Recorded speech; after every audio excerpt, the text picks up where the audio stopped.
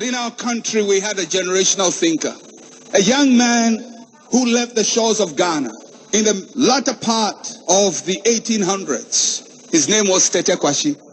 He traveled to a small place called Fernandopo in Equatorial Guinea now. He worked as a plantation farmer, almost a slave. He was not a middle-level worker. He was not a high-level worker. He was just a worker. But when he left Fernandopo, he brought with him a few cocoa pods. Incidentally, he came from Teshi. But he went to the mountains, the Abri Mountains, went to Kropong, eventually settled in Mampong, planted his first seeds from the cocoa that he brought. He didn't have much success. Very early, by 1879, he planted the first seeds in Mampong. By 1891, that is between 1879 and 1891, that's about 12 years, Ghana exported its first cocoa. 12 years after the first man planted the first seed, we exported the first cocoa. Can you imagine how many bags we exported? 2 bags. But by 1910, from 1879 to 1910, that is just about 31 years, Ghana had become the leading producer of cocoa. Between 1910 and 1980, Ghana was the world's largest exporter of cocoa. The cocoa industry became the foundation of our economy. Currently, more than 40% of all our export earnings come from cocoa. It occupies about 10% of our gross national product. Why am I giving you all these statistics? Because one man carried the economy of a country on his shoulders. A generational thinker is one who is able to sow seeds for the future.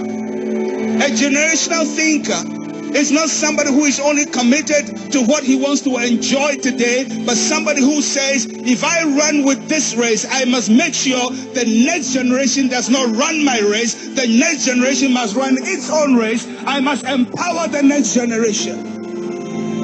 A generational thinker thinks beyond his personal needs. They sow seeds for the future.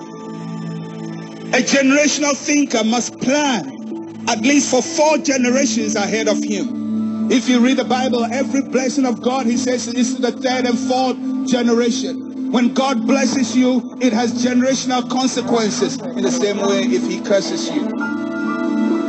If we are going to take charge of the future, we have to be generational thinkers. That means that for everything you do, you have to think of the person who is coming after you. And make sure the person coming after you will not be worse off, but will be better than you are. In very, very little things that we do.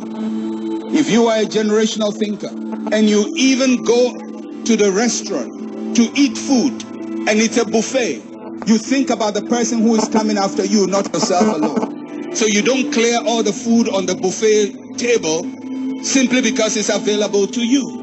A generational thinker says, I believe the next person coming after me should not be empty. A generational thinker says, it's not just about me. I must make sure those coming after me have it easier than I had it. A generational thinker says, I want people to stand on my shoulders to go higher so that in their generation they'll be greater than me and my generation. In little ways, when you are a generational thinker, when you have used something and you are giving it to somebody else to use, you give it to the person in a better shape than you found it.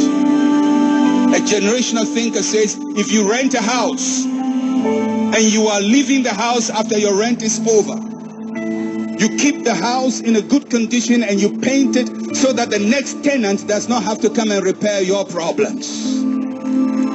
A generational thinker says, if you go, excuse me to say, to use the toilet, you don't leave it messed up. You make sure you clean it. And if you met a mess there, clean it up so that the person coming after you has a toilet to use.